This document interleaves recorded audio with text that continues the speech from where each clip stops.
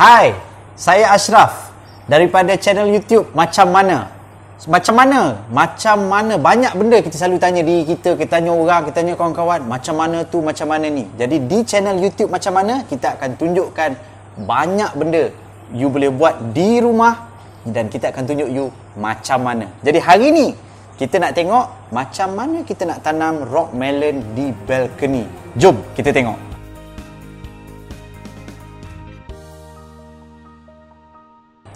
Okey, sekarang kita tengok macam mana nak tanam rock melon di balcony. Benda paling pertama kita kena tahu, biji benih. Tak ada biji benih, apa pokok pun tak tumbuh melainkan dalam hutan. So, kalau kita nak tanam rock melon, kita dapatkan biji benih yang berkualiti tinggi. Antara jenama biji benih berkualiti tinggi yang saya tahu, mungkin banyak lagi yang ada di pasaran, tapi saya boleh recommend Sakata Glamour. Glamour ni adalah varian isi kuning, ada juga varian emerald yang isi di hijau, ada juga varian Alicia dan lain-lain, dan ada juga brand yang atau jenama yang lain-lain. Boleh try, tapi saya recommend ini. Sepaket ada dalam 100 biji benih, harga lebih kurang dalam RM30. Boleh cari di Shopee, boleh cari di website. Boleh juga klik di link di bawah, link Shopee di bawah, saya akan tunjukkan mana nak beli biji benih ni. Okey, ini biji benih. Komponen yang kedua kita kena ada ialah media semayan. Media semayan ni kita ada 1, 2, 3, 4, 5, 6, 7, 8 kali 4. Kita ada 32 tapak. So dalam 32 tapak ni kita boleh tanam 32 pokok ataupun 32 anak pokok daripada 32 biji benih rock melon ni tadi. So macam mana kita nak tanam dalam ni? Kita akan menggunakan medium. Kebiasaannya orang akan gunakan tanah. Ini biasalah mak-mak, makcik-makcik, kakak-kakak kita yang bercucuk tanam, ayah-ayah ataupun pakcik-pakcik kita yang bercucuk tanam. Memang biasa kita dengar tanah. Tapi tanah ni duduk di apartmen, terutamanya mereka yang golongan muda, macam saya duduk di apartmen, di balkoni ni tak ada tanah. Jadi macam mana kita nak semai, macam mana kita nak tanam, dan tanah mempunyai mikroorganisma bermacam-macam dan ada kepelbagaiannya yang tak baik untuk kesihatan kita yang duduk lebih kurang indoor. So kita gunakan media ataupun media tanaman kokopit. Kokopit diperbuat daripada sabut kelapa hancur. So sabut kelapa hancur ni lah kita akan gunakan sebagai media tanaman untuk semai biji benih, untuk pokok-pokok dan pasu-pasu yang lain. Tetapi support kepada kokopit ni kita tambahkan dengan peat moss. Peat moss adalah lebih ringan, lebih halus dan lebih gelap. Kenapa kita perlukan lebih gelap? Sebab bila kita nak semai biji benih, antara faktor yang terpenting, yang pertama ialah air, yang kedua ialah media, kokopit dan peat moss, dan yang ketiga ialah gelap. Di peringkat awal 1 hingga 3 hari biji benih nak bercambah, dia tidak lagi memerlukan cahaya, dia memerlukan keadaan yang gelap untuk biji benih itu bercambah dan mengeluarkan akar. Okey, saya dah cerita pasal biji benih, saya dah cerita pasal semayan, saya dah cerita pasal media tanaman. So sekarang saya tunjukkan sendiri, inilah minggu pertama di mana biji benih kita telah pun bercambah. Boleh tengok kat sini, saya ada 13 biji benih yang saya telah semai. Tapi tak semuanya jadi. Itu bergantunglah. Ada probability-nya. Ada failure rate-nya yang tertentu. Bergantung kepada kompetensi you, bergantung kepada bahan-bahan yang you gunakan, dan bergantung kepada cara you menjaga pokok dan semayan you. So seminggu kita dah naik, ramai orang panggil daun pertama. Sebenarnya ni bukan daun pertama, ini daun yang daripada biji benih itu sendiri. So jom kita tengok selepas peringkat ini, apa pula peringkat. So ini peringkat kedua. So ini saya semai 2 jenis ataupun 2 varian sakata. Satu varian emerald, satu lagi varian glamour. Emerald ni isi dia hijau, glamour ni isi dia oranye, kekuningan. Selepas seminggu lebih lah, naik daun yang pertama. Inilah kita panggil daun yang pertama. Bukan yang ni ya, yang ni. Daun yang pertama, ini daripada biji benih. Nak kumpul tenaga menghasilkan daun yang pertama. Sebab kalau tengok betul-betul, daun ni rupa dia berbeza dengan ni. inilah daun yang sebenar pada pokok tu. Inilah yang akan membesar dan akan membuat fotosintesis dan akan beri nutrien kepada pokok. Ini. Selepas ini, kita dah boleh alih ke pasu. So, pasu yang mana? Saya akan tunjukkan.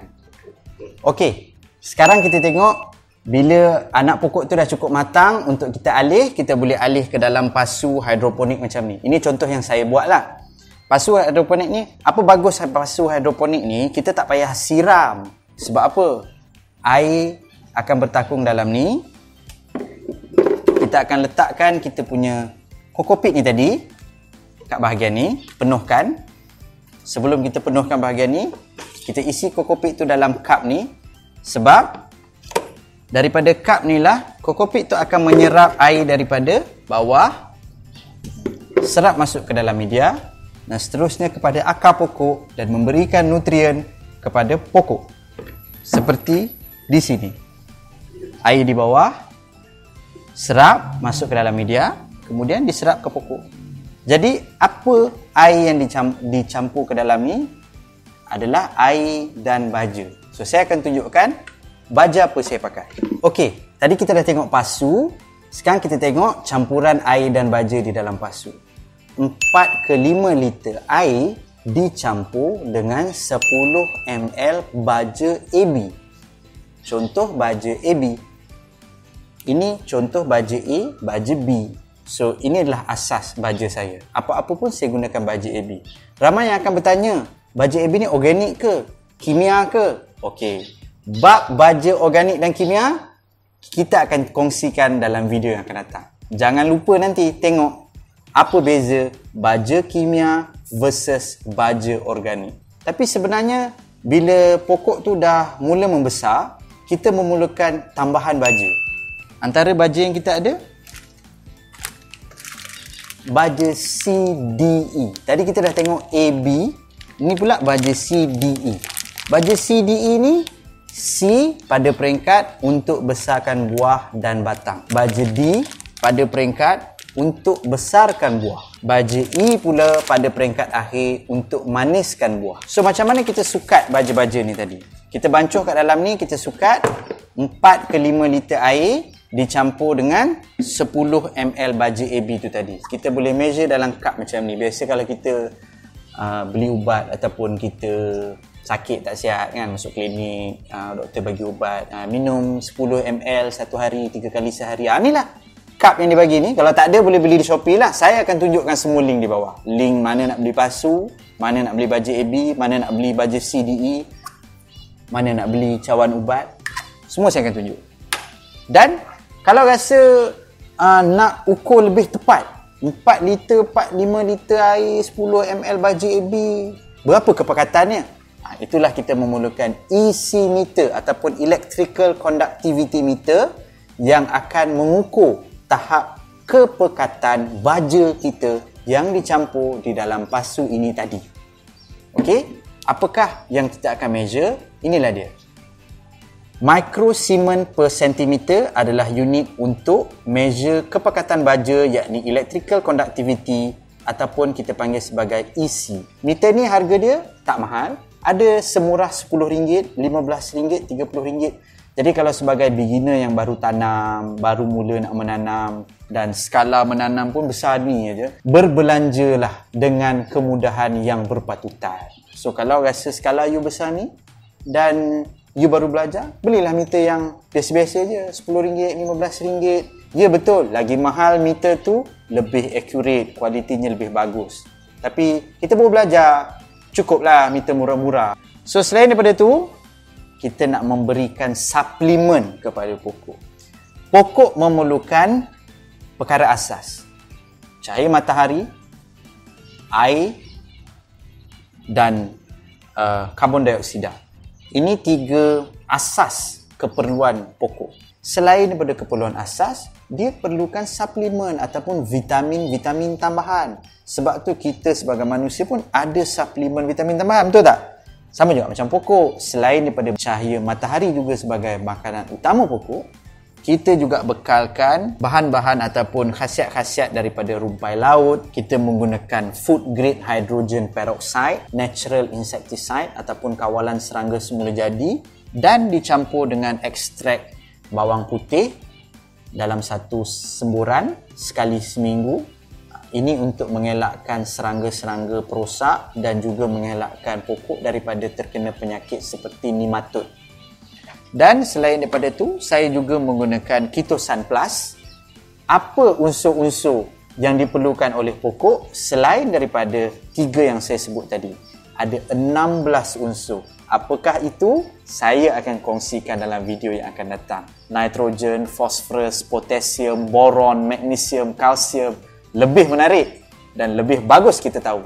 Lebih banyak kita tahu, lebih sihat pokok kita.